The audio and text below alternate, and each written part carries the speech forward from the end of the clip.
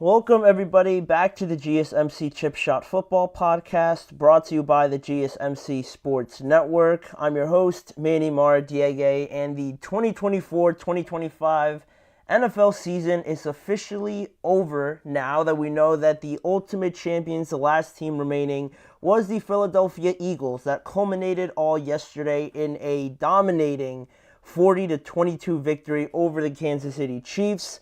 Very surprising result considering all the talk that we made and had on this show. But with all that being said, we're going to go over yesterday's game, all of our takeaways from both sides of the game with the Eagles and also the Chiefs side of things as well. But that's not everything. Obviously, there's a lot more news over the weekend with some news on Aaron Rodgers and his future. Same thing with Deebo Samuel and his future. We're going to get to all of it on today's show. So make sure to stick around. And before we get started, a quick reminder to you guys, if you have any questions, comments, or any opinions you'd like to share during the show, please don't hesitate to do so. Your input and insight is always very much appreciated, and we always thrive on whether or not you guys give us that feedback and just a different perspective on whatever we're talking about. So if you want to make your voice heard and you want to get involved with the show, there's an easy way to do that just by using our Super Chat feature. You can use the Super Chat feature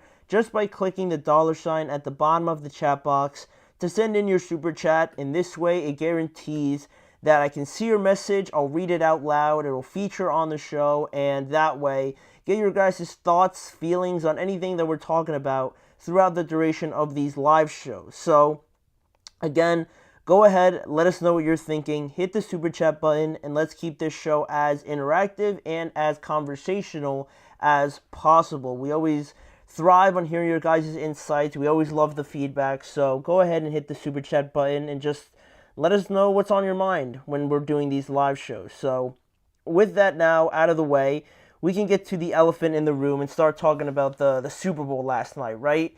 First, on the good news for the Eagles, of course, right? We'll start talking about them. And an apology to the Eagles first, because I really thought the Chiefs were going to win this game. I thought that, one of the biggest points I made was that I wasn't sure whether or not the Eagles were going to play mistake-free football all night. I just didn't know if they had that within them, right? I didn't know if they were capable of that. I knew that the Chiefs were going to come in and try and stop Saquon, and I thought that could, distort a couple things. But I underestimated their offensive line, which I think just showed everybody, even though they won't get the praise, right? It'll all go to, the likes of Jalen Hurts, Super Bowl MVP, very much deserved.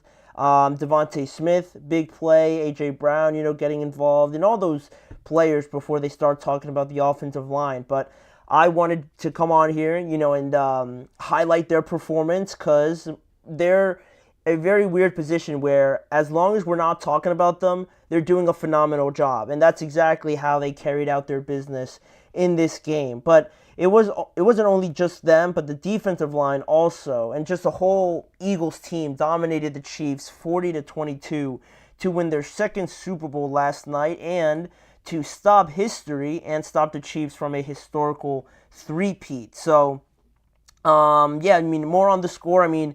This game, even though I didn't want to admit it, was almost pretty much over at halftime, I would say. I was really not feeling great about it. I was really trying to be optimistic, but really, once the third quarter hit, it was more of the same from the first half. It got to 34-0 until there was 30 seconds left in the third quarter when the Chiefs finally scored. But up until that point, all their offensive drives consisted of 6 punts, 1 turnover on downs, and 2 interceptions leading up to their first score of the game. And all because the Eagles defense really reminded you of some games like Denver getting beat up by the Seattle Seahawks and the Legion of Boom.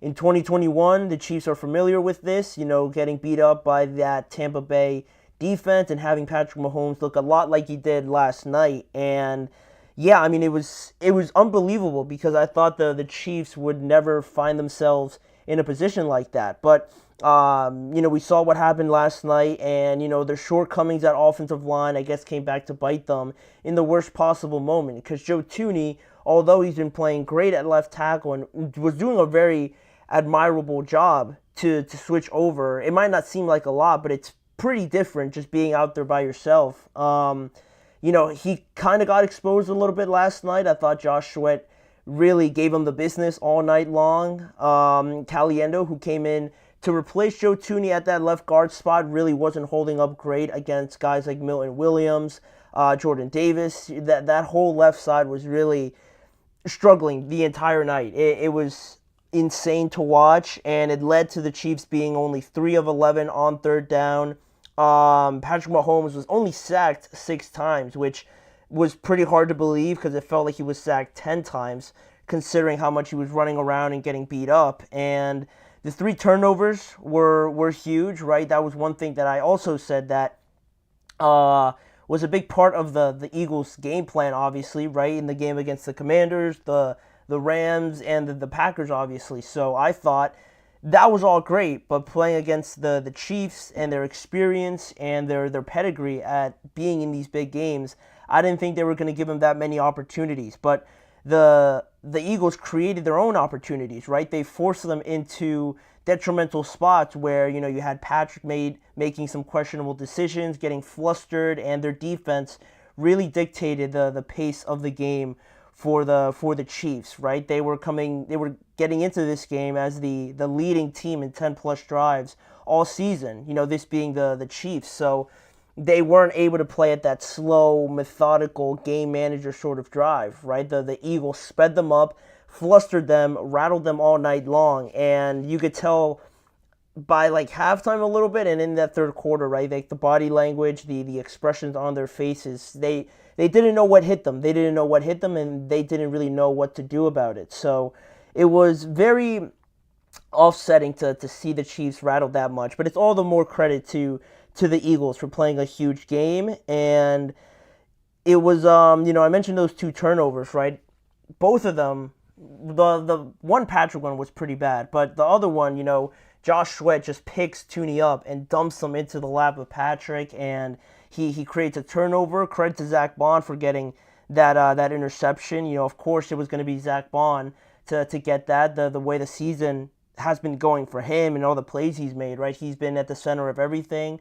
So of course he was going to make that catch, but I think that was a perfect example of just the offensive line, like just getting in the way of everything, it felt like, right? You never got anything going for them, and that was a great example of the Eagles defense dominating once again. We mentioned the O-line, and the offense might not get highlighted too much. I think they only scored 3 offensive touchdowns. It might have just been the tush push at the start, the Smitty one, and the A.J. Brown one. And I think that was all of it. They scored 3 touchdowns on offense, and that's kind of been their MO, right? And it was something that people probably didn't think that could be sustainable up until this point. But much like Nick Sirianni has said, much like Jalen Hurts has said all season long, right? That's their style, and they don't really care what other people say about it. It's been working for them, and they proved it in front of everybody watching last night as well. So I found myself thinking at one point, like this game's 34-0, and the Chiefs came into this game executing their game plan, right? The game plan was to stop Saquon, and they did that. Saquon really didn't do that much all game. He was kind of efficient, but they stopped them for the most part, right? And it really didn't do much because they were still up 34 points. So I was thinking, like, could you imagine if Saquon had like a typical 100-yard, 2-touchdown game, what the score would be like right now? It's insane. But the common theme for the Eagles all season long, even really back to the loss of the Buccaneers and how they went into their bye week after that and got everything right. From that point on, they've been about this mindset that we're going to do what we're comfortable with. We're going to play to our strengths, and it doesn't really matter if people think it's entertaining, if it's the way to do it. It works for us. We're going to go through this defense. We're going to run the ball. And again, if people start doubting it, we'll show them here or there, like the Steelers game, like last night, right? And also the Commanders game. If people have some sort of doubts, we're going to sprinkle in some moments like, oh, you might doubt us, but we can have a a great play over the top to A.J. Brown, a great back shoulder throw to A.J. Brown as well, a nice deep ball thrown to Devontae Smith, and just show everybody again, like, just because we don't do it doesn't mean that we can't do it. And I think that was another great example last night. It was an opportunity for them to throw the ball, and apart from that interception Hurts threw, everything was on the money from him. I mean, he had a great pocket, right, that the Chiefs really didn't do much, but to his credit, to this offense's credit, and to highlight Kellen Moore also, who's done a phenomenal job as their offensive coordinator, everything worked out perfectly for the Eagles. And although the last thing I'll say on offense, while it might have been sporadic at times, the run game, or maybe it was the passing game, very, very rarely, one thing that never wavered was this defense. And I thought yesterday showed me that although there might be some questions about Hurts, there might be some questions about this run game and how the Chiefs were going to try and stop them at all costs, what never was questioned and what never was sped up or altered at all was the way they played defense. And I thought that was highlighted last night especially. So congratulations to the Eagles, very well deserved. The best team, best playing team all season, best built team all season. Credit to their front office as well. But now that was all the good stuff. That was all the positives from the Eagles side of things. Now we got to talk about the Chiefs a little bit, right? Because they also have a pretty big role in this story. So we're going to go into a quick break, and when we return, talk about the Chiefs, the uncharacteristic turnovers, and the lack of run game in last night's game was pretty confusing. So we're going to discuss it when we return right after this. I feel like I'm losing my mind. Is everybody in the world blind? Please, Lord, give me a sign, a sign. I feel like I'm losing my mind. Is everybody in the world blind? Please, Lord, give me a sign, a sign. I wanna be the greatest. Everybody on the fake shit. I look around and feel like everybody is the fakest. I make this every day and I'm impatient, hoping one day I blow up from the basement. Statement, the top is so vacant. I don't hear shit that I think is amazing. Waiting for my day when I'm playing sold out shows for 1,000 faces. Hey, give me that crown, get in my way and to be put down. It ain't your place, all this my town. If I want that shit, then I'll get it right now. I'm losing it, the noose it fits. I'm losing shit, a stupid myth. You choose to live or choose to dip. You choose to fight or lose your grip and lose a gift. I feel like I'm losing my mind. Is everybody in the world blind? Please, Lord, give me a sign, a sign. I feel like I'm losing my mind. Is everybody in the world blind? Jumping back into all the Super Bowl talk from last night's game, again, the Eagles get their second Super Bowl of their franchise's history with a 40-22 victory over the Kansas City Chiefs, stopping a historical three-peat. And in the last segment, in case you're just joining us now, we talked about a little bit more on the Eagles side of things and all the great things they did right yesterday. But of course, we got to talk about the Chiefs, because, there's two sides of the story. For all the things the Eagles did right, the Chiefs also fell short in a couple spots that was very uncharacteristic. And, it wasn't pretty for Kansas City side of things. They played their worst game of the season, I thought. And I think it's fair to say that they let go of the rope a little bit, right? In all these close games and all these battles they've had, all their wherewithal to continue to push, continue to believe that they're not out of a game. I thought the Eagles really put them in a tough spot where it forced them to let go of that rope, to just kind of come to a spot where you're getting beat up pretty badly. The other team's out physicaling you. Nothing's really working. You're not really connecting. Pat and Kelsey rarely connected, and the run game, which we're going to get to, was non-existent. It gets to a point where you're just like, man, nothing's working, and I have to go back out there, and these guys are going to go out and just push me around. It's very tiring, very exhausting on a team that's chasing history, that's, going out there, trying their best to be in this game, but again, they're getting outworked, out-muscled, and just getting tossed around a lot in this game. So it's hard to just go back out there and get to a point where you're thinking like, all right, like this is a drive, but you get back out there and you get punched in the mouth, right? So that sort of thing, it's very exhausting. It feels endless, like you're not really going anywhere. So you kind of understand it from that point of things, but yeah, I mean, I didn't think there would ever be a point where the Chiefs would get pushed to this point again, I would say, right? Because you think back to 2021, and I thought that was the only time I'd ever see the Chiefs play like that, especially in a Super Bowl. And I thought also, the culmination of, at that point, playing Tom, the GOAT, probably in that game, that defense, Patrick still being pretty young and stuff like that. I was like, all right, like if they were ever going to have a stinker kind of game, like in the playoffs and stuff like that, this was going to be it. And you take your lesson, you take whatever you learned from that, and you just try to avoid that at all costs the next time you're here. And it looked like they had, but this year, there was some questions at the offensive line, and they all just came pouring out in this game pretty much, right? Because after everything just wasn't working for the Chiefs, you saw a lot of blank stares,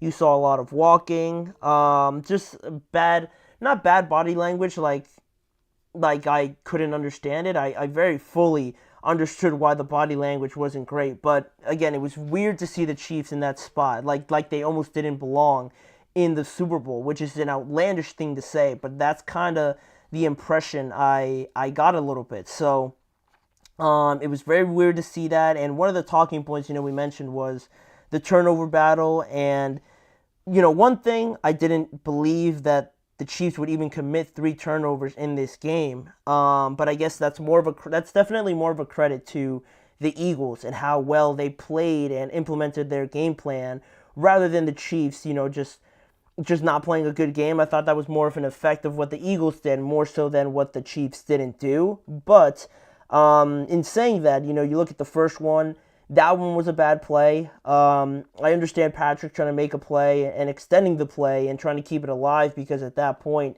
things were already starting to get pretty heavy. So Patrick, being Patrick, gets out of the pocket, tries to find options, and he throws it a little bit across his body. And I don't even think Hopkins was really ever going to catch it, but Hopkins was going the other way. Cooper DeJean steps in front of it. He intercepts it on his birthday, which is awesome. And he returns it for a pick six. That one was pretty bad.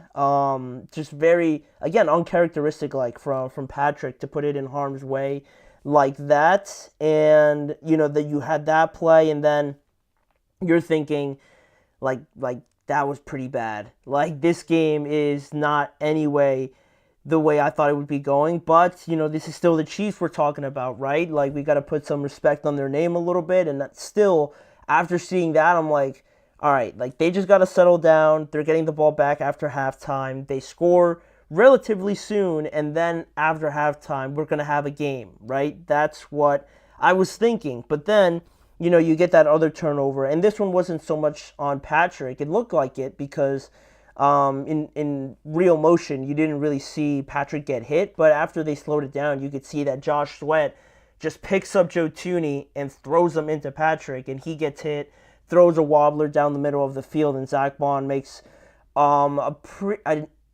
makes the difficult catch look pretty routinely for a linebacker, but that's the kind of season that he's had.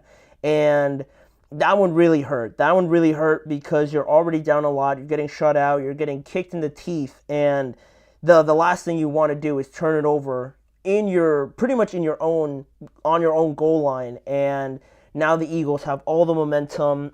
Their offense really wasn't doing too much up until that point, but I'm pretty sure it was A.J. Brown that scored right after that. So, things got out of hand very quickly.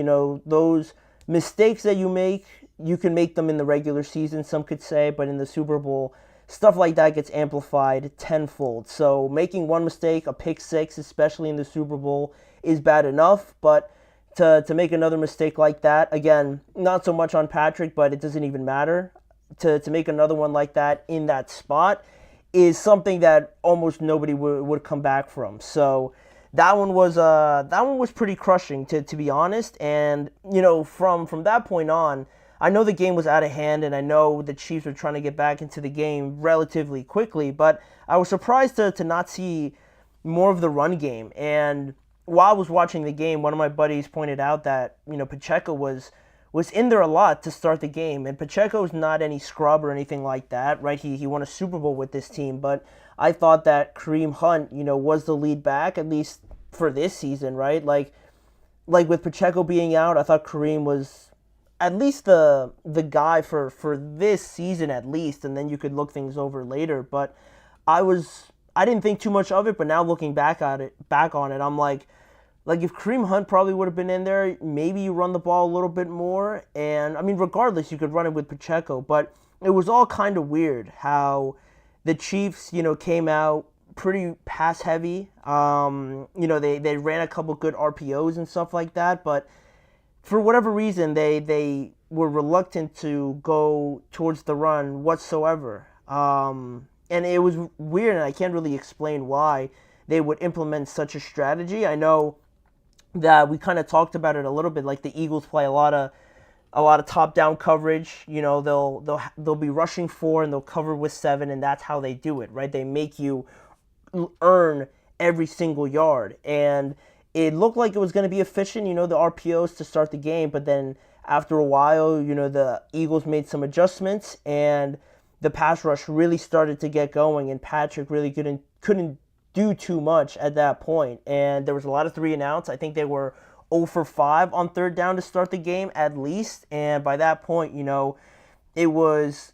going to be almost impossible for you to run the ball. So I thought it should have been implemented sooner. I thought they should have gone to it a lot more than only 3 times in the first half. And yeah, I mean, what more that comes with not running the ball also is the fact that you're already losing, right? So you're already, even if they ran the ball like 10 times in that first half, right, over than 3, and they were still down that amount of points, at least now it doesn't become so obvious, if that makes sense for you, that you're obviously going to pass the ball, right? Because if you had run the ball a little bit, then the Eagles could respect it a little bit more and think that, all right, you know what, they might do a draw play, they might do a screen or something like that, or an outside zone or something, just to get them thinking like they might run the ball here. So we can't just overcommit to just rushing the passer. But when the Chiefs don't even run the ball quite literally that much at all in the entire game, and then at one point you can, because you're already down like 30 points, then you see like Nolan Smith, he lines up like so far outside the tackle, and it's crazy because then he's rushing the passer, and it's obvious, but the Chiefs can't do anything about it now because it's too late and they have to pass the ball. So you always hear the adage of you got to earn the right to rush the passer, and that means that the offense has to establish some sort of run game for that defense, to stop the run, earn their right to rush the passer, because they've been doing a good job stopping the run, and now they get like a reward, so and they could rush the passer now. But when you never implement it during the game, those outside pass rushers start to get wider and wider and wider until they really isolate the tackles. And then when you have no support in the inside, then Milton Williams goes off, Jalen Carter had himself a day, Jordan Davis, there was no real resistance from that point. And I thought the Chiefs kind of made it easy for them in that standpoint, right? If you're not going to run the ball, their front four is very good. So if they don't even have to worry about staying in their gaps or worrying about the run game, then there's no, and especially if you don't bring any extra help on the outsides with a tight end or any sort of 12 personnel or anything like that, then you're really putting Joe Thuney, who again is a left guard, in a very tough spot, because now Josh Sweat is going to be sprinting at him, and he knows that it's coming, but you can't really do much about it. So I thought the Chiefs pretty much fell short in their game plan there. I didn't really understand it too much, and I just felt like they had a strategy that they wanted to be a little bit pass heavy at the start, but things didn't go well at all, and it felt like they stuck to that a little bit too long. By the time they even thought about changing, it was going to be too late. So that, and the fact that Patrick looked a little bit flustered, right, because that offensive line was giving him trouble, was making him panic a lot, then nothing was really going to work, right? If you were going to pass, that offensive line needs to hold up pretty well, and they couldn't do that. So their main strategy went out the door. One, because the run game wasn't prevalent, but also that offensive line was no match for Nolan Smith, Josh Sweat, Jalen Carter, Jordan Davis. Nothing really worked out well for the Chiefs. So it was unfortunate for them to drop an egg like that in the Super Bowl. But we're going to continue to talk about it a little bit more throughout the next few episodes. But those were my initial thoughts from the Super Bowl, right? Very weird. You don't typically get blowouts like this, but more of a credit to the Eagles for having everything go right to all of their best efforts. So that is as far as we're going to go with the Super Bowl talk, at least for this episode. We'll continue to do that throughout the next couple episodes, like I said. But for right now, we're going to get to some other pieces of news that broke throughout the weekend. And we're going to start off in New York, pretty close to here, with the news on Aaron Rodgers reportedly not coming back as the Jets quarterback. So with news like that, we're going to talk about it. We're going to discuss Aaron Rodgers' future now going forward, and the same thing for the Jets, as both of them are going to go their separate ways starting in 2025. So stick with us. We'll be right back right after this. Looking for your daily fix of sports talk without having to pay for it? GSMC Sports Network is available on YouTube. Just search GSMC Sports Network. Get your fix of daily sports talk shows on YouTube, absolutely free. NFL, college football, NBA, MLB, MMA, UFC, fantasy football, and so much more.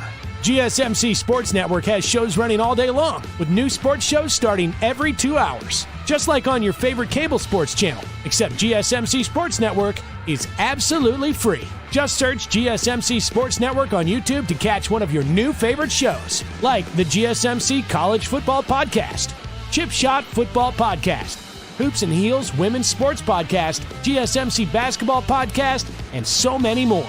Check it out for yourself. GSMC Sports Network, now available on YouTube absolutely free. Search GSMC Sports Network on YouTube right now.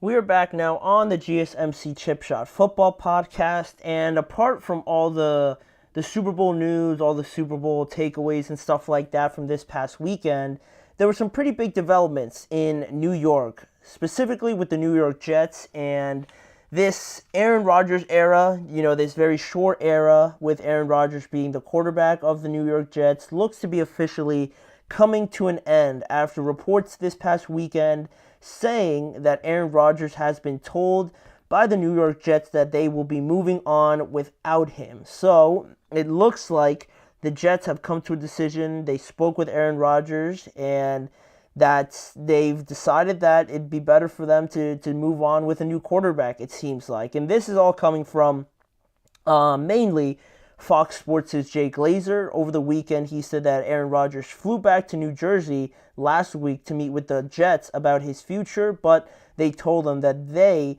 will be going elsewhere with their quarterback spot. So, in a scenario where maybe a lot of people thought that Aaron would be the one, telling the Jets, oh, I want to come back, and then it would go from there, right? Like another opportunity to run things back, or Aaron would just tell them, I want to leave, or, I'm thinking about retiring. It was actually the Jets that made the decision and went to Aaron and told him that, you know what, we're not feeling that this is going the right way, and that we're probably just going to go elsewhere. So, yeah, it was a little off-putting, the way that Jay Glazer, reported how things went. But, after 2 years of this experience and how disappointing it was, to say the least, it is now over, it feels like. And Aaron Glenn and this new era with Aaron Glenn and new general manager Darren Muji is going to start with a new cornerstone of the franchise, right, at quarterback. But who that'll be, that's an even bigger question right at this point. So they're going to get a clean slate. They're going to start with a new quarterback, and we're going to go from there, right? With free agency approaching in a little bit over a month, that's going to tell us a lot of where the Jets want to go, because it's a very weird spot to be in. But I mentioned Aaron Glenn and Darren Muji, both new to the organization. Aaron Glenn as the head coach, Darren Muji as the general manager. It's important to point out that during their introductory press conference, while both of them were asked a lot of questions about Aaron Rodgers, right, and they both really didn't give an answer, I thought it was important to point out that Ambassador Woody Johnson made it clear to everybody at their introductory press conference that these two guys were going to be the ones making the decision on Aaron, right? These two new guys coming in at very important positions in the organization were going to be responsible for how this quarterback dilemma was going to pan out. And I thought it says a lot about both of them that they came to a decision where they were like, you know what, we're going to move on from the Hall of Fame quarterback, Aaron Rodgers. And, as it typically goes, you could say, new regimes coming in, they want to start fresh. They want to have their new ideas, their own culture coming in and build it that way, right? So you understand it from that point. But isn't it crazy that we're still talking about Aaron Rodgers, playing in the NFL, and we're to a point now where an organization says, you know what, I'm good. I think I'm going to go elsewhere. Isn't that kind of crazy to think about when you put into context what Aaron Rodgers is and who he is as a quarterback, his legacy, if you will? I thought that was pretty, again, off-putting is the theme of this episode, right? Pretty off-putting to kind of think about. But it's the decision that these two new guys have made, Muji and Glenn. And, now Aaron Rodgers at 41 years old did give an indication that he could consider retirement after this season. That was a big part of these discussions on whether or not Aaron would even come back, right? But he said that he needed time, that he would make a decision on that closer to free agency. But Jay Glazer also, believed in his report that Aaron Rodgers does have the intention to play again because he flew out to New Jersey and, he had that incentive to go out there and talk to the Jets. So you could think that he's still pretty motivated to play. So at 41 years old, definitely one of the older quarterbacks now, and that does come with some limitations, you could say, but it feels like Aaron's going to give it one more go at it, and I think he would. Personally, I thought Aaron, if he was to come back to the Jets, which I thought he might, I definitely thought it was only going to be for one season. I still think that way and feel that Aaron has one more good year in him before, he could really start considering retirement or anything like that, especially how things ended towards the end of the year. And I know the pressure might not be the same, or the implications of these games might not be the same, but it is worth for something. So going forward, Aaron's going to be looking for a new team, I'm assuming, and where he'll play and what role he'll play on that team is going to be significant. But going forward, also talking about the finances of this situation, Aaron does not have any guaranteed money left on his deal, and he is due $37.5 million in 2025. So in some scenarios, the Jets could trade him, obviously, if they want to get something back for him, but I don't assume too many people will give him a lot for them to kind of hold on for him for a trade that they feel like is going to be game-changing by any means. So they could trade him, but also they could release him as a post-June 1st designation, which allows him to sign with any other team as soon as free agency starts on March 12th. So I'm leaning towards that part of it. I feel like they're just going to release him and just let him go and do his own thing, right? I feel like they're at a good spot to do that with Aaron Rodgers. And, overall, just my thoughts on it. I mean, I think he's got one more year in him, like I said, but I did mention that it would also come down to how the other organizations view him, right? Are they going to want him to come in as their undisputed number one quarterback? I'm sure Aaron would love something like that, a scenario where the organization wants him as well, right? That's always important. But I think now where it also kind of matters what Aaron Rodgers is looking for, right? Is he just looking for a spot that wants him to be their starting quarterback, or is he looking for a spot that is trying to contend for a Super Bowl, and he feels like they're in a great spot where they could really make things happen this year. Does he want that, or does he just want to be the starter, right? That's also something to consider. And would he even consider a spot where, all right, maybe you're on a contending team, but would you be down for a quarterback competition in the offseason, or would you be all right with being the number 2? I don't 100% know that Aaron Rodgers would be all right with that. So I think that's also an important point to bring up. Like, would he even be open to doing something like that, right? Or if not, would he actually consider retiring, right? If there's no other options for him for something that he's looking for. And immediately, teams like that need quarterbacks, right? Obviously, and that would fit more into an area where they just need a starting quarterback would be somewhere like the Raiders. The Steelers, maybe, if they don't bring back any of their guys. The Cleveland Browns could be an interesting one, right, with Deshaun looking to be out the majority of next season already. That could be a spot for Aaron. The Tennessee Titans, maybe a little bit of a stretch if they don't draft a quarterback, but why wouldn't they? I don't know. I mean, they might like Travis Hunter a lot, but I can't completely rule them out for Aaron Rodgers. The Giants would be another one of interest. It would be interesting to just see him stay in New York and playing in the same home stadium, but I highly doubt he would go there. So for me, I'm thinking if I'm Aaron Rodgers, I want to go somewhere where I think I would be open to a quarterback competition or something like that. I wouldn't feel a certain way about it. Some quarterbacks are kind of weird about that, right? They don't want to go anywhere where they're not the undisputed starter, right? So I think with Aaron at this point in time, how I see him, I feel like he should just be all right with potentially being a backup somewhere or just being a bridge guy that at some point the organization could come to and be like, you know what, we feel like this rookie quarterback or this other quarterback's in a good spot. We're going to go ahead and start him. So not quite at the level anymore where I'm thinking that he's going to start no matter what. I think if he's not already, has to get to a spot where he's going to be all right with that. He's going to be all right with thinking that it's not a scenario where he's going to just be out there each and every week, where he's going to have to earn it again, in a way you could say. So I think that's where I see Aaron Rodgers right now, right? If someone's going to be really eager to sign him, I think he's going to have to be open to that a little bit more than maybe he has been in the past. So that's where things could go for Aaron Rodgers, but now for the Jets, right? You do have some options in free agency.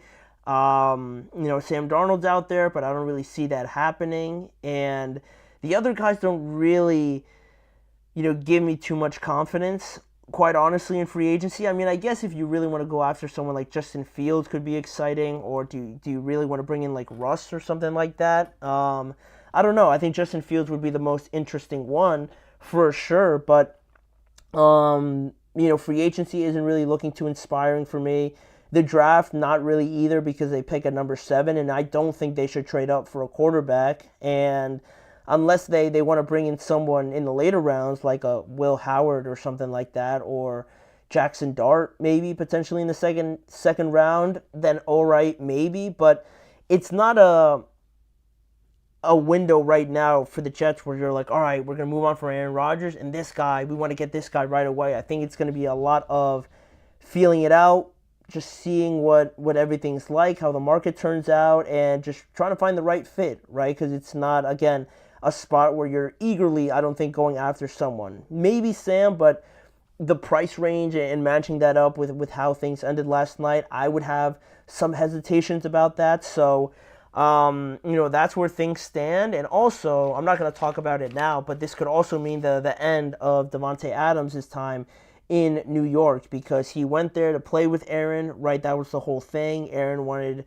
the Jets to bring in one of his best receivers of all time, so they did that. But now that Aaron looks to be heading out the door, I'd also expect Davante Adams to be looking for a new team at some point this offseason. Probably a trade. A release could also be in the works, but the Jets are clearing house. The Jets want to have a clean slate at this and really usher in the Aaron Glenn and Darren Muji era with guys that they bring in that they feel fit this culture. So we'll see where things pick up from this point. But a great start, I think, for the Jets. Pretty outgoing, just to kind of slam your hand on the table, slam your fist on the table, and say, you know what, I want things to be done this way. And that was something that I wanted to see from this new, organizational pieces coming in. So I'm excited about it, and hopefully it works out. But that's not the only, moving piece this offseason, because we got news also over the weekend that the 49ers and Deebo Samuel are also going to be going their separate ways, adding another very intriguing piece to the wide receiver market in Deebo Samuel. So we'll talk about how all of that came to light and where we stand right now on Deebo, what are his options, and what are the 49ers' options also at wide receiver after this news broke over the weekend. So don't go anywhere. You're listening to the GSMC Chip Shot Football Podcast.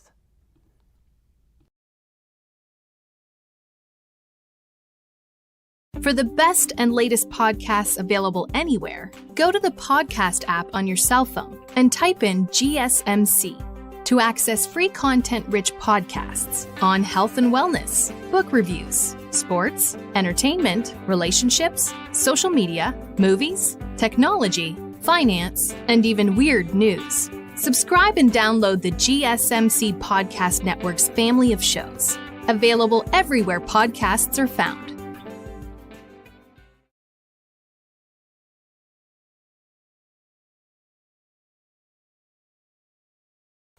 So guys, we're back here on the show, and like I said before, we went into a break there for a little bit, that there was a lot of developments, a lot of big developments in the wide receiver market, especially yesterday, because as of the latest one, it has to do with Deebo Samuel, and it was actually Deebo Samuel who told ESPN's Adam Schefter recently that the 49ers had granted him and his agent, Tory Dandy, permission to seek a trade, ultimately, ending this period of Deebo Samuel and the 49ers and their relationship.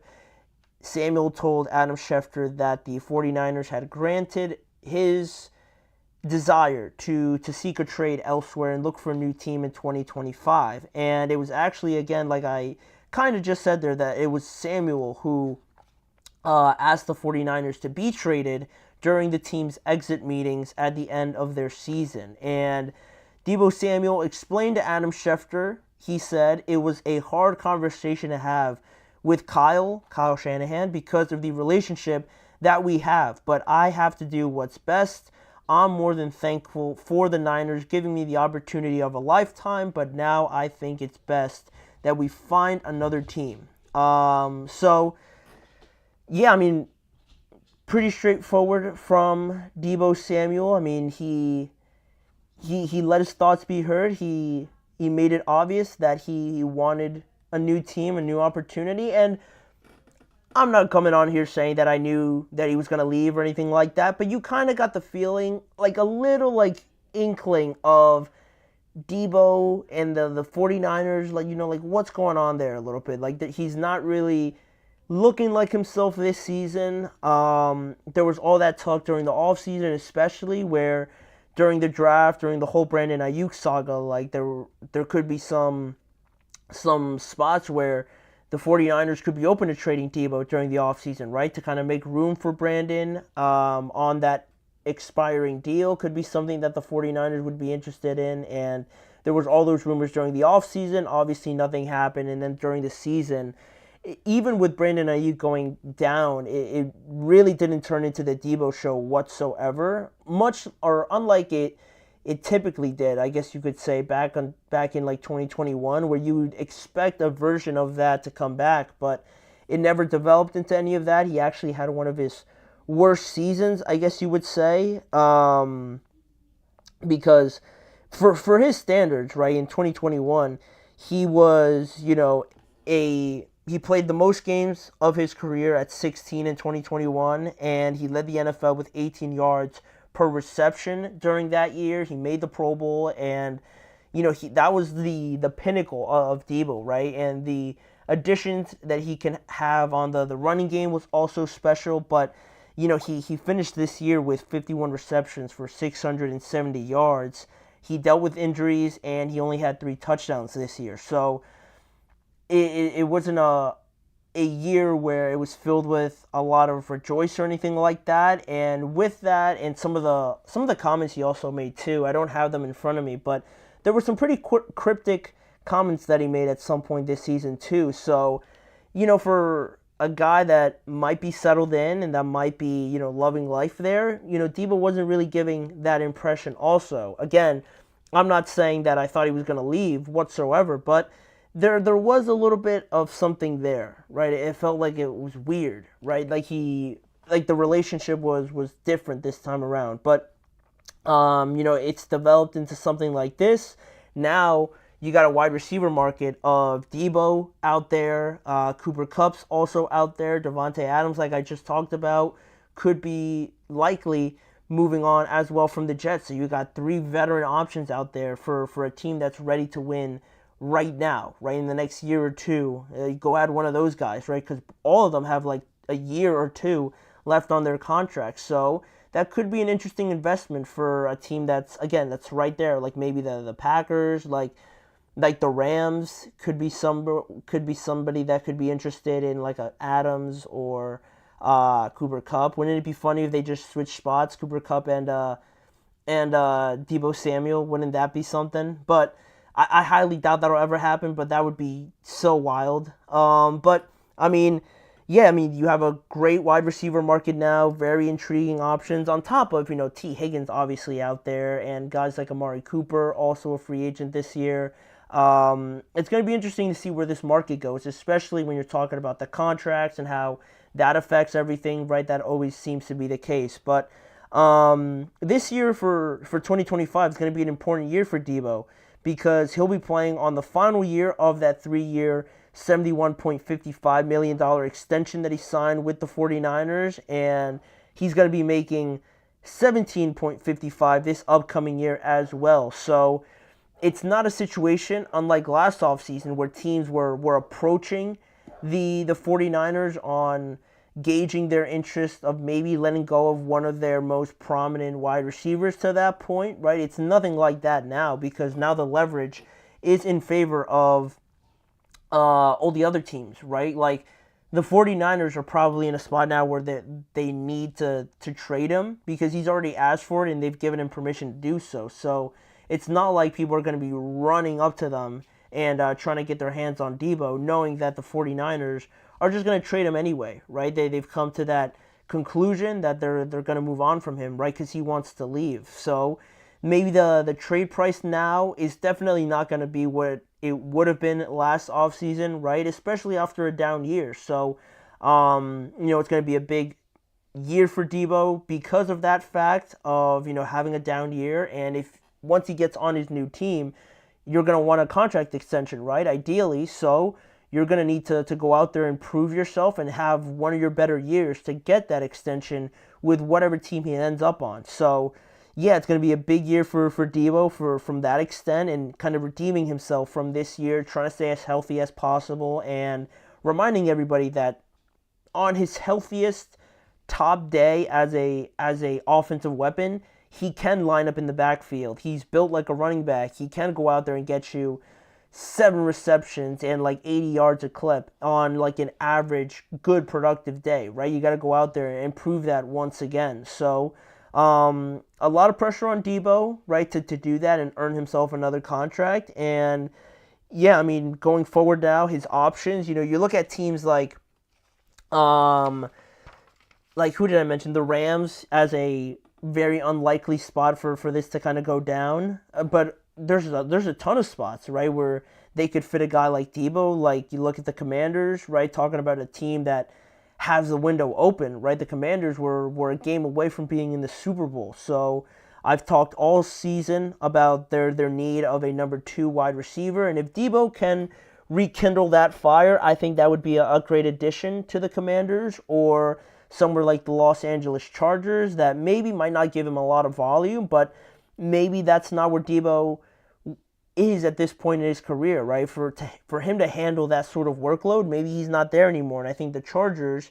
because they're predominantly run heavy anyway, can ease up that workload a little bit on Deebo, right? They don't need to go after him that much because they run the ball first anyway. So that could be another spot. The Steelers are going to be mentioned, even though I hope they don't get him. I don't think that would be a spot for them to go as a Steelers fan, but they're going to be linked anyway. And the Jets could be another one. Again, talking about flips, right? If Deebo ended up in New York after Adams left, and what if Adams went to San Francisco, would be kind of crazy, but I can't rule it out completely because they only have really Garrett Wilson. So they would need to add something else to that to remain competitive. You look at the Buffalo Bills, right? One of their biggest critiques in the playoffs was that they didn't have a true number one. Now, is Deebo, after everything that we've said, is he a true number one? That's more on the debatable side than the guaranteed side of things. So I don't know. That could be a risky signing, but on his best day, again, the Bills could very much use him. Then I think of a spot like the Dallas Cowboys would be interesting because they also need somebody to go out there and help out CeeDee Lamb and help out Dak Prescott a lot. So that could be something of interest. You got teams like the Raiders, obviously, who need as much help as possible. So that could be somewhere, but, again, it's a trade, so I don't know. I'm assuming the 49ers are going to try and do good by Deebo, so I don't know if they're just going to send them to Las Vegas. Then you also have the Denver Broncos, right? Because they also they're in a very similar spot, like I feel like a lot of teams are in the NFL, where you got one guy, right, that's uber talented, that's off the charts, your number one receiver, but then the supporting cast needs a little bit of help, and I think Denver definitely fits that. They got some nice young pieces like Franklin, like Marvin Mims, those guys on offense, but adding a guy like Deebo to a guy like Courtland Sutton could be very exciting for a second-year quarterback to be in Bo Nix. So now the 49ers, from their side of things, are going to be rolling with Juwan Jennings, it looks like. Brandon Ayuk, coming off of an ACL injury, is a little bit risky. Ricky Pearsall also heading into his second season after a more than tumultuous first season, right, with everything that happened. It's a receiving group that I like. I think it fits the 49ers, but I'd also expect them to explore some options in the free agent market or throughout the draft potentially to add a little bit more depth there, because I like that group, again, but I feel like it might be missing a little bit of something. Like Brandon could be the number one, like that's fine, but he's coming off of a pretty bad injury, so I don't know if you're going to right away just give him all the workload again, right? Because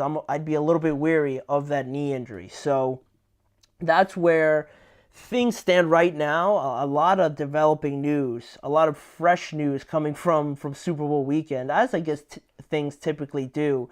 But those will be two scenarios where we're going to monitor all off season, I'm sure. So with that being said, we do have one more segment to get to, continuing our series of looking at the offseason and where teams can improve. We got the Washington Commanders on today's episode, so we're going to be looking at a couple spots where I think they need to upgrade to have another fantastic season in 2025. So don't go anywhere.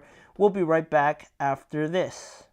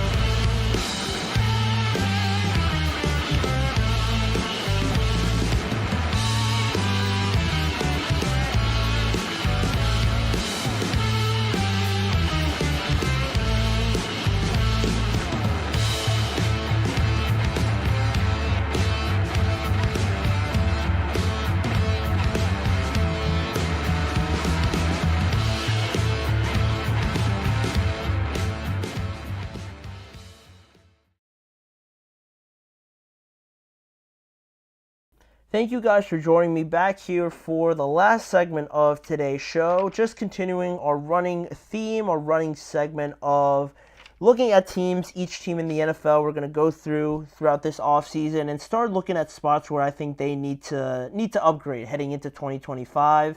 And looking back at this year, right, specifically at Washington and the kind of year that they had, they really got a revel at how far they truly got. And I don't think it's really set in for a ton of people that, like, they made it to, like, I can't even say it. Like, they made it to the NFC Championship game with a rookie quarterback, with a roster of one-year guys on one-year deals, and, like, they ended up one game away from being in the Super Bowl, playing for everything in just their first year under a relatively new ownership group, new general manager, new head coach, a bunch of new guys on this roster, and they made it all work together. They found a common ground, and they got to be one of the best 4 teams in the NFL, which is an insane thing to think about, and I don't think it's really set in for a lot of people. But now, that's obviously in the past, right? We're talking about reveling in it, but looking forward, right? You got this. You're playing with fire now. You managed to capture lightning in a bottle. So how do you take advantage of it right now going forward into 2025? Well, the first spot you could look at would be free agency, and not in the best way possible for the Commanders, because they got a lot of pivotal pieces that are going to hit the free agent market if they don't re-sign them by the time we get there, right? Like guys like Bobby Wagner, Zach Ertz, Diami Brown, Noah Brown, Jeremy Chin, Dante Fowler, among a lot more that I could have said. But those are some of their heavy hitters that could leave their team this offseason. And it's not only about, like, talking about this segment and improving, it's also about making sure that you're back to the same level and making sure that you bring back some of those guys that got you to that NFC Championship game, right? Not losing on some of those massive pieces like Bobby Wagner was, like Zach Ertz was, and the relationship he had with Jaden Daniels. Diami Brown, he had crazy games in the playoffs for whatever reason, right? It's not a guy that you probably expected that out of, but he, I think, has earned the right to stay on this team. Noah Brown dealt with some injuries, but I thought he was doing well. Jeremy Chin also. All those guys that I mentioned should be returning to the Commanders, hopefully for their sake. But, with a lot of free agents, the Commanders are fortunate to have the 3rd most cap space in the NFL. They're at $78 million, so they should have a lot of leeway to bring back some of the guys that they feel also should be back. But in terms of getting back to the same level, also improving now, I identified the 3 spots where I think they need the most help, those being wide receiver, obviously, that's my number 1, defensive line, just improving on both run game, run defense, and their pass rush, I think is huge, and their secondary. Those spots, I think they definitely need to improve. And we're going to start off with number 1 with the wide receiver spot. Obviously, I've been talking about it all year. I had my reservations about the Commanders because I thought this would be such a huge hole that I didn't think they were going to get too far, but they proved me wrong. Obviously, Jaden Daniels proved to be the player that everybody thought he could be, but also a lot better than a lot of people expected him to. So, Terry was awesome this year. He had a career year. Again, I mentioned Diami Brown had a very good year, a breakout year, if you will. But I think to where this team is now and where they could elevate to, they need to bring in like a household name or something like that, especially with that much cap space. They got to do something to add and help out to Terry McLaurin, especially. Oh, I forgot to mention that Brian Thomas is going to be a free agent this year as well. So whether they decide to bring him back, then you could add running back potentially to this spot. But that's also another one I failed to mention. But really wide receiver and taking advantage of Jaden Daniels' talent and whatnot and things like that. I think in free agency, you got to look at some of the bigger fish like T. Higgins and Chris Godwin. I think both of those guys should be, at least one of them has to be on the Commanders, right? If they want to really, make a stand and make a statement in free agency and, kind of let everybody else know that, like, this past season was great and, we accomplished a lot, but we're just not just going to go away now. Like, we're going to really try and cement this as a routine thing for us to be in the playoffs. So I would love for them to get T. Higgins. I think that would be an amazing partnership with him, Terry, and Jaden Daniels. I think that would be great for him. Or even Chris Godwin. He was having a great year until he fractured his ankle. So either one of those guys, they're not going to get both. Like let's not get crazy, but one of them, I think one of them would be great for them to add. I'm hoping it's T. Higgins, and I say that also because in the draft, you can get guys in the later rounds, obviously, but at number 1 in the first round, I think the consensus top 5 guys that you would add would probably be gone by number 29, so I would reserve the draft and that spot in the first round for defensive line or potentially secondary if they feel like that's a spot they want to go with in the draft. But that's why I think free agency would be my preferred destination for a wide receiver. That's the first place I'm going, and I'm calling T. Higgins right away to gauge his interest. So that's my top priority, but then we go to defensive line and improving that run defense that was one of the worst in the NFL, and even that pass rush a little bit, because I like Cleveland Farrell, I like Dante Fowler, I like the guys in the middle, Deron Payne and Jonathan Allen. Those guys are awesome, but you need a little bit more, right? I think the Eagles game showed us that a lot and how they rushed it in for seven rushing touchdowns. So you're going to need to improve this front a lot. And I would like to bring back, guys like Fowler and Cleveland Farrell, but again, it's about getting better. So if you're going to bring guys like that back in, you still got to add a lot of pieces to this defensive line. And I think just going off of yesterday and looking at 2 guys that are going to be free agents, Josh Sweat and Milton Williams, they showed yesterday what kind of championship level of play they could bring. Josh Sweat was everywhere. Milton Williams was a menace in that middle of that Eagles defensive line, and both of them are going to be free agents. So not only are you going to get tremendously better if you target guys like that, but also you're going to be making the Eagles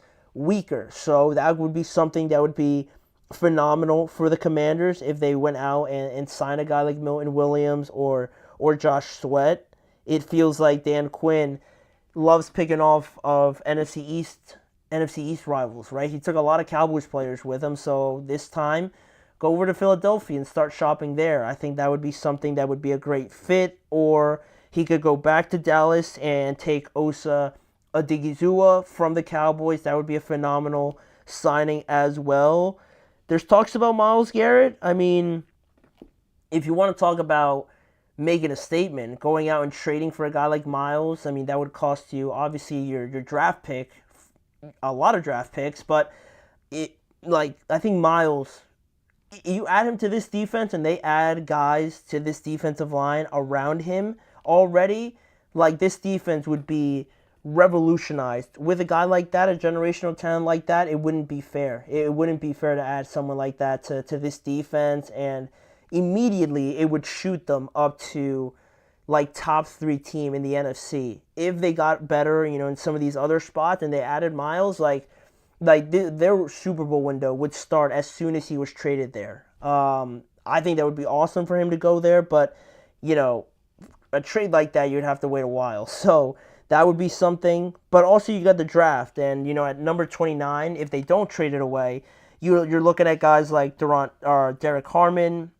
James Pierce Jr., Walter Nolan potentially. I've seen him in mock drafts go from anywhere from like top 8 to like at number 24, 25. So, he's a little bit all over the place, but those sort of guys will be there around 29 if they decide to go with defensive line. But also, I mentioned secondary as another spot that I really think the Commanders would benefit from upgrading, because I have this at number 3 because I like Lattimore. I really like Mike Sanders still out of Michigan and how he plays for them. But he's definitely more of an inside kind of guy. I would like to see them add another top-tier defensive back across from Marshawn Lattimore, and then you have Mike Sanders still in the middle as well. That would be one of the best trios of defensive backs in the NFL. But you also got to worry about keeping guys like Jeremy Chin. Hopefully he stays, and they still even need to add a guy to Jeremy Chin as well, again, if he decides to stay. But, this free agent class, this free agent group in the secondary is loaded with so many guys that you could add, right? Immediately at the top, you're thinking of guys like TJ Reid from the New York Jets. Charvarius Ward is a free agent, and I'm sure the Commanders would love to add him, obviously, across from Lattimore. Javon Holland is a great safety option. Byron Murphy Jr. from the Minnesota Vikings would be an intriguing option. Staying in the NFC North with Carlton Davis, he was having a great year before he got hurt. So at corner, I think wide receiver and corner would be spots that this Commanders team would surely really like to address in free agency, because you got so many very solid options in free agency. And in the draft, you also got guys like Jahdae Barron, Azareye'h Thomas, who I really like out of Florida State, Maxwell Hairston, Malachi Starks potentially at safety if you wanted to add that to Jeremy Chin or as a replacement of Jeremy Chin. They got a ton of options. They got a ton of options and a lot of cap space. So the Commanders have really planned this out perfectly to where, they hit it out of the park with Jaden, right? It even exceeded their expectations. So they built it out so perfectly that this has really worked out so quickly that now you're heading into a very exciting time where if you add the right pieces to this very exciting project that you have already, you could be cooking with something legitimately next season already. This offseason is one of the most important for this Commanders franchise, and this past season was one of the most important seasons for them to change the course of this organization with drafting a guy like Jaden. Now comes the hard part at staying in this group of top NFC teams, and this offseason is even more important than last offseason, right? Because now you're not surprising anybody. You're not the underdog, most likely. You're going to be on everybody's like watch list, right? You're not going to be this underdog, like rookie, young team anymore, right? So you're going to have to do a lot this offseason to maintain that level, but also exceed it, because there's a lot of good teams in the NFC. So I'm excited for the Commanders. I think this is something cool to see for an organization to change that quickly.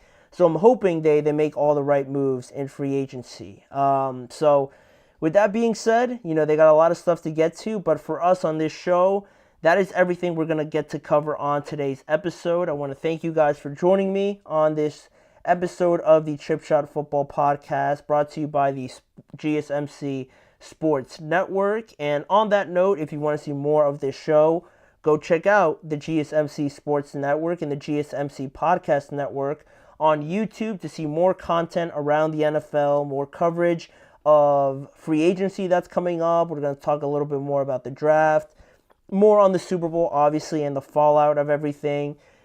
All of that stuff with me, Manny Maradiaga, as your host. And remember to like, follow, and subscribe to the show, as well as tuning in every weekday at 6:30 p.m. Eastern Time. So we'll sign off for now, and I hope to see you guys all back here again tomorrow, same time, joining me for another show.